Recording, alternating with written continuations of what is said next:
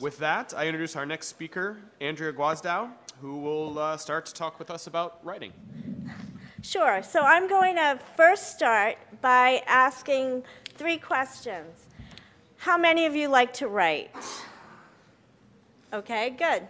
How many of you are all caught up on your papers that you've gotten experiments on? You've 100% caught up, you're working on your, okay, nobody. Just notice that's 0. Okay, and how many of you have papers you need to write and you're a bit far behind? Okay, there's a lot more people there. So we're going to hold that piece of information for right now, and I'm going to take you on a little journey through my career path, my transition, and into the field of medical writing. I'll spend a little bit of time on the big, it's a giant field. I'm going to try to break it down for you into a little bit more manageable, and then how you get from where you are right now to where I am, which is a successful medical writer, is part of one of the hats I use or I wear every day. So let's start with my career path. You can see when I was in your shoes, I was going for an academic career path. I had no idea that medical writing existed or that people even would pay me to write their manuscripts, for example. So you see I got my PhD was animal physiology focus at the University of Florida. I then went on for a postdoc at the Pierce Foundation in human physiology. I got my first job at the Shriners Burns Institute and with an academic appointment at Harvard, which I still maintain because I still teach. I got my first grant. When I got my first grant, I changed labs. I moved over to the endocrine unit. And I was very happy working in the endocrine unit, learning all sorts of new techniques. When somebody came into my lab one day and asked me if I would help some middle school students work on their science fair projects. And that very small question was sure. They came to the lab once a week for 4 to 8 weeks. We helped them with a science fair project. And it began my very first transition.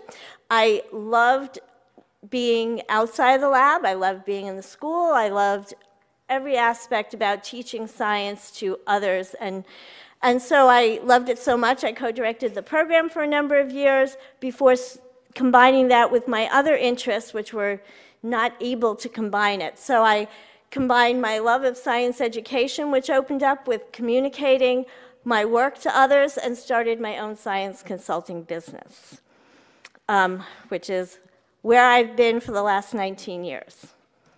So if we look at the importance of communicating our work, I'm sure all of you know that it's incredibly important, and we need to I'm passionate about it because we as scientists really need to be the ones communicating our work. For the reasons you see up here, to be able to accurately explain it and to be able to talk to the public. So I'm not going to dwell on this, but I'm going to go on to the field of medical writing, which is a very large field. As I said, I had no idea it even existed, but I'm going to break it into 2 categories. You see, it's the regulatory category is 2 big categories, regulatory and non-regulatory. Regulatory is any document that goes to the FDA or to the EMA in Europe or any regulatory agency is a regulatory document. And the non-regulatory is basically everything else. And you'll see I split the everything else into several categories here, which we're now going to go through briefly. And you'll see on each slide that I've given you some types of documents and target companies that actually do pay you to actually write documents for them.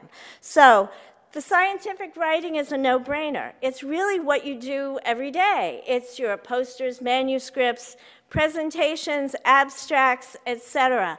It's really everything you're doing in the lab, and you'll get Companies really do pay you. There's a whole series of companies out there that are medical communication companies. I never knew they existed, but there is a large number of them, along with the pharmaceutical, biotech, medical device companies.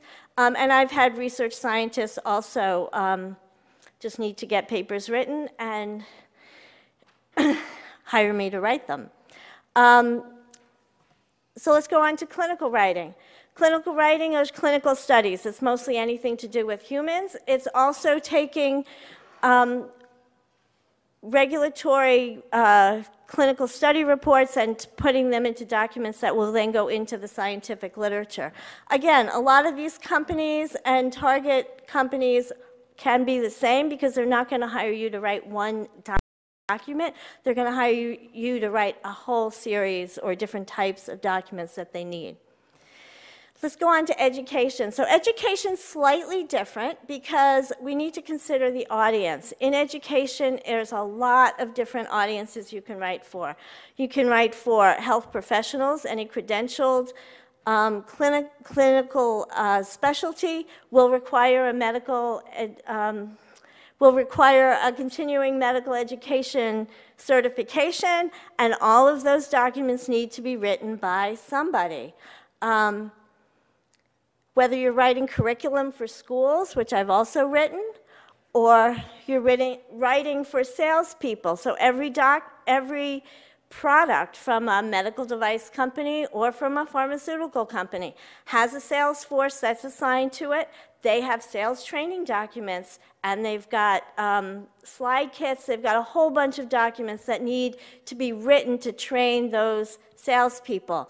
And those are also, every one of those sales training documents has a physiology and a pathophysiology, and depending on the actual drug, it may have biochemistry sections to it that all need to be written.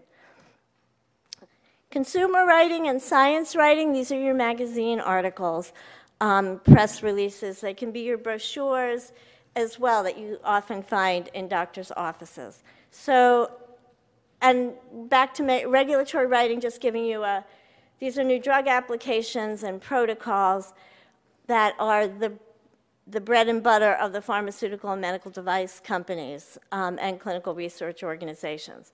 So that's like the breadth of and scope of my world, which is very large. And the American Medical Writers Association has a much longer list of all of these different types. I've just pulled out a few that in my experience have been the most profitable for me.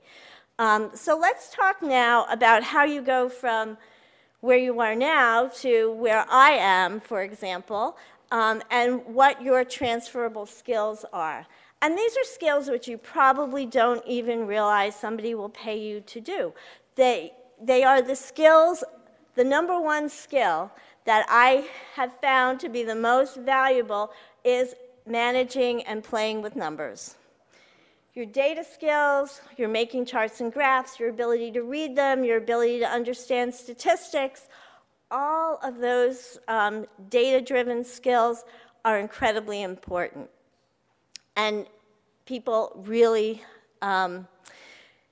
need you to be able to interpret for them. And they need you to be able to explain it to them and to others. Remember, for example, in a pharmaceutical company, while you may be working with scientists, you're also explaining things to upper management, to people who are funding you.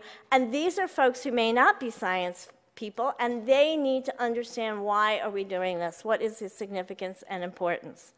There's also the communication skills, which I just mentioned as well. So then there are a series of other skills, and I'm going to say these are the skills that I found most important. There's lots of skills. You may think of other skills that you have to add to this list, but maybe it will give you a different way to look at your skills.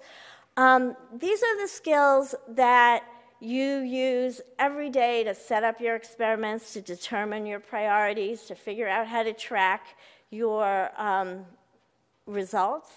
They are the skills I use when I am given a bunch of tables and graphs, literally, and said, and given the charge of, we need to get this into a paper for submission. Here are the journal authors. Here's how we need to find a path to get from data to submission. So it's a lot of leading a team, developing a plan, finding out how you can get from point A to point B, and sometimes it's a scientific method. So, which also includes interpersonal skills. While I may be the writer, I deal with lots of key opinion leaders in the company and outside of the company, and we need to make sure everybody's on the same page with meetings, etc. So it's a lot of negotiating and a lot of making sure people will meet deadlines. So if what I've said today is of interest or to you, the first thing you would need to do was to build a writing portfolio. And you may not even realize this, but you may already have that. When I started, I used my own abstracts, posters, grants, manuscripts, and review articles. So if you've got some of those documents, you've got writing samples that you can already use. There are other ways I've listed on this slide that you can get additional writing samples. And if people who like to write, who raise their hand at the beginning of people who like to write and people who have papers to write would actually network and meet each other, you'll also have another writing sample. So to learn more, there's the American Medical Writers Association, as well as the National Science Writers Association. They both have local chapters with real people who do this for a living all the time. I have walked away from meetings with literally a year's worth of work because people who need to find writers come, as well as people who are writing, and they're incredibly helpful, so they could help you along your career path. I think that's it. I'm also available if anybody wants to contact me. Thank you for listening.